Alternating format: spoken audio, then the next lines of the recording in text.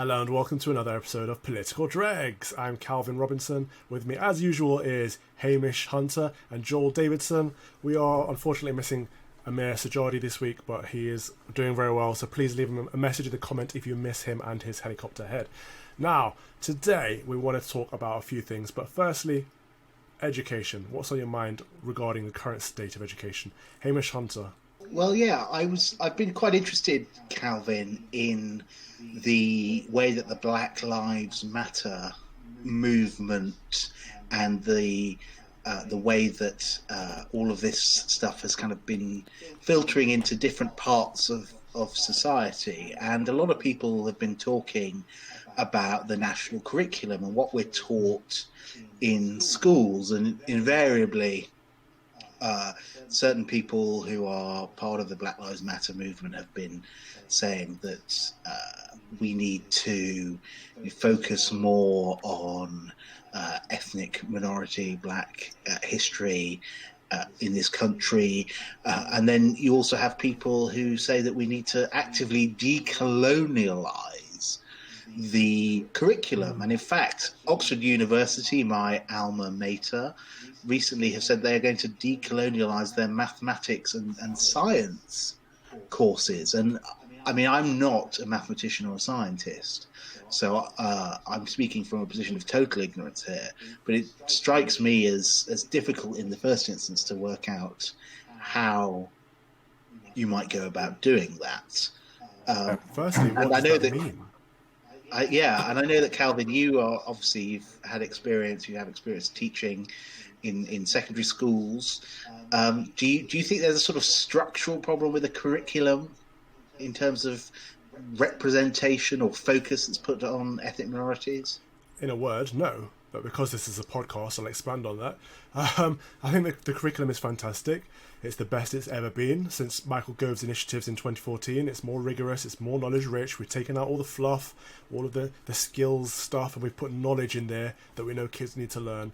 And it is not obligatory, so schools can stretch it as much as they want to and put things in there that they think that their pupils need to be learning. So the curriculum is in a great place.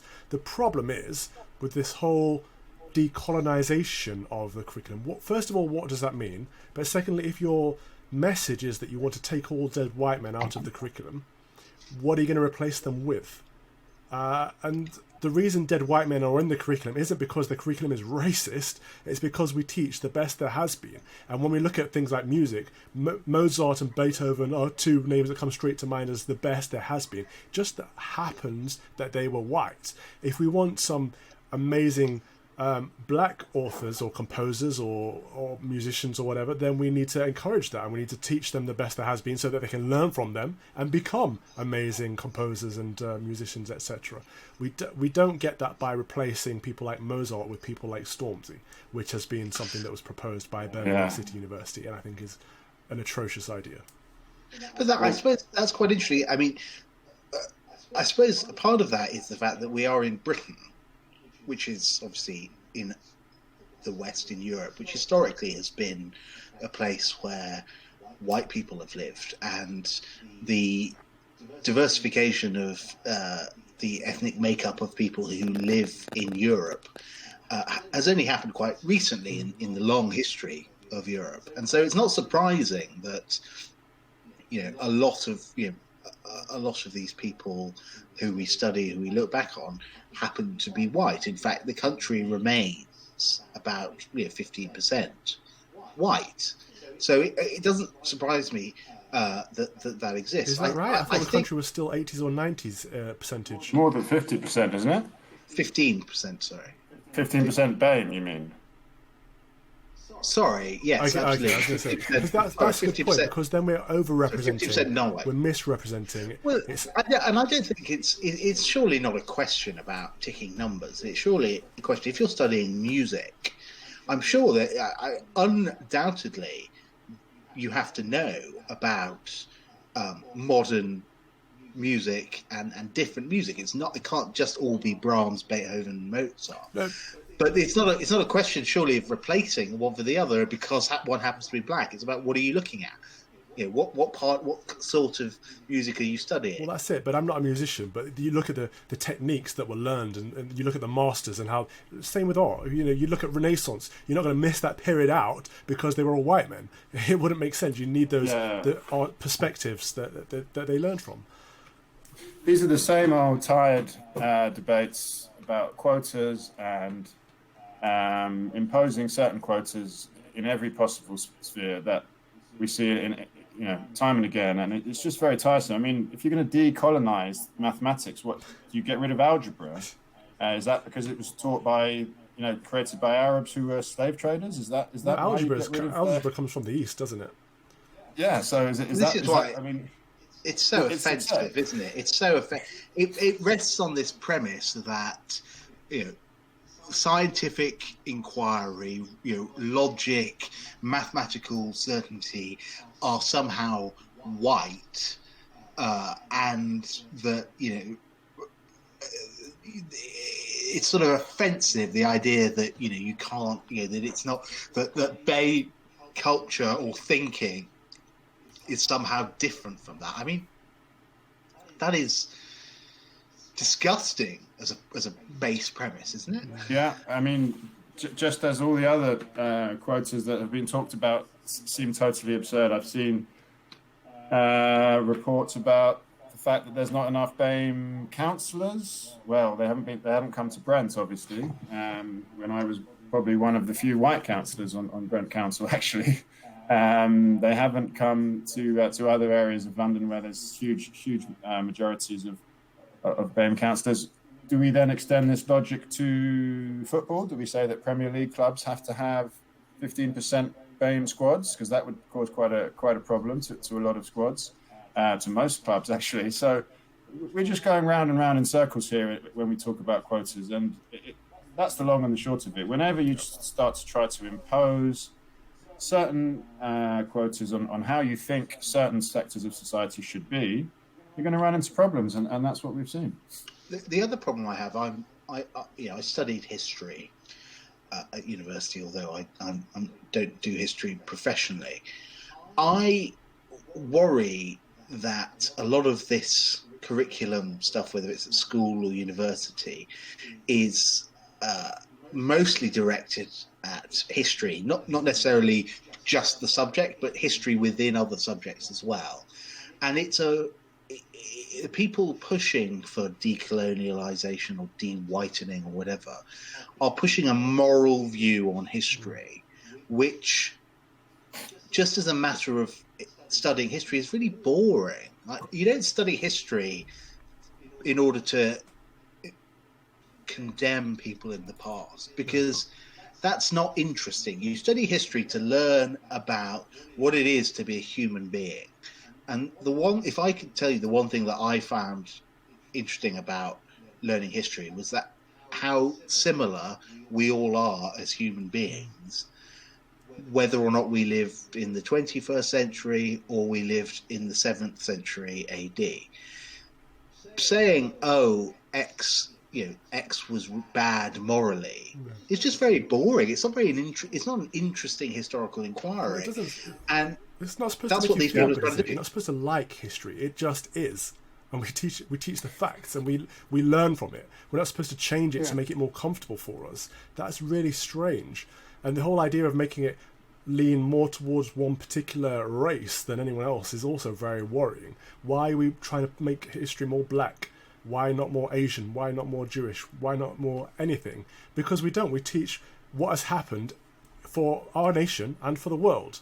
And I don't get the narrative. Yeah, and I also studied history at Oxford. One thing we have in common, Hamish, perhaps the only thing. I think you studied quite a few years before. I did. When you were just in nappies. Lovely thought. I'm still in nappies.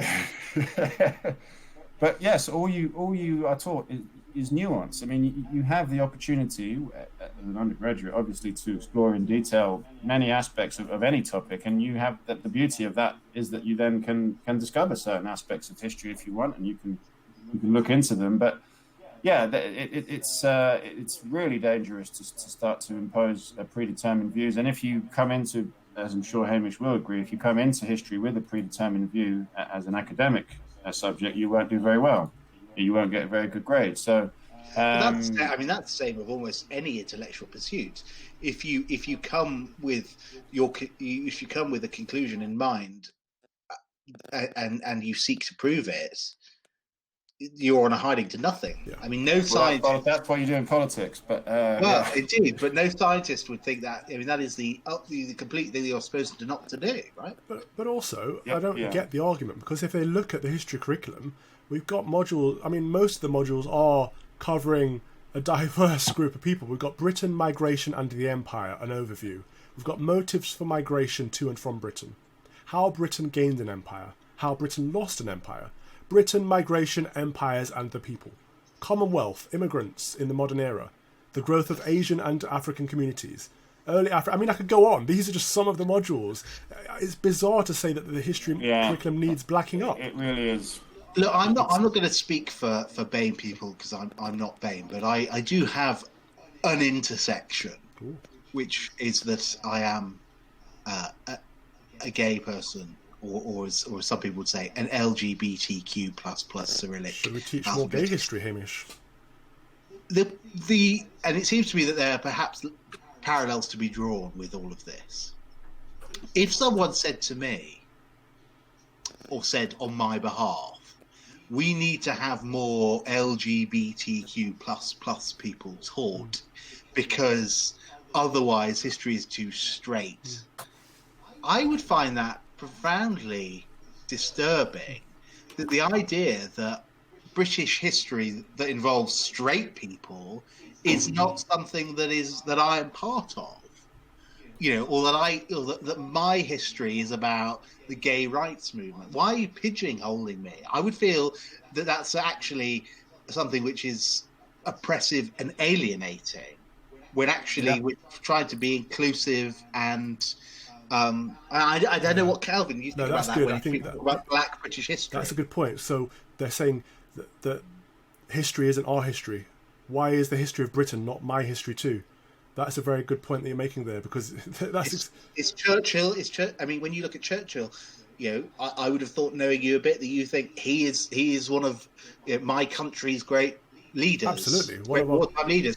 Whereas I think this sort of decolonialised history syllabus or whatever is saying you shouldn't look at Churchill as anything to do with you. Yeah. They want to hem us. Look at Mary Seacole. They're hemming us into an identitarian pigeonhole and restricting our knowledge based on that pigeonhole, that box that they want to put us in. That is very disturbing. I think you're onto something very disturbing. And we saw last week from the reaction of the ridiculous Adil Ray on TV. Calvin was berated by him merely for disagreeing with him on live TV. He wasn't disagreeing with him. He was correcting him on a factual point. Yeah, so that was the charming of Adil, to invite Calvin on at 6 a.m. and then just give him a load of abuse when he wasn't quite agreeing with what he was saying. So I think we've seen the end point of this. Very worrying,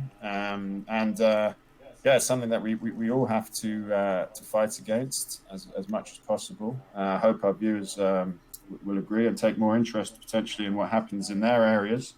I know I'm a school governor of Michaela, as is Calvin, and we're huge supporters of that institution. And I think almost everything that Catherine Verbal-Singh has said recently is worth looking up, because she's been excellent on this. Yeah. But it's something that everyone needs to monitor, really, because the end result would be that you're going to go to school and your teachers could all be Adil Ray shouting at the one kid who doesn't quite agree with the teacher on something. It's a worrying end game. That's it. I think it's very tokenistic, but I think it is all about the adults. It's about the Adil Rays. Are we actually looking at if this is the correct solution for children? I don't think anybody is. But I think that about sums us up on this conversation. So thank you very much for watching. Please do like, subscribe and comment. If you want to follow us on social media, on Twitter we are at Political Dregs. I'm at Calvin Robinson. Hamish, what are you? I'm at Hamish S. Hunter. And Joel is? And I'm at Joel _ Davidson. Double Some underscore. bastard took Joel _ Davidson. Thank you very much. See you next time. Bye-bye.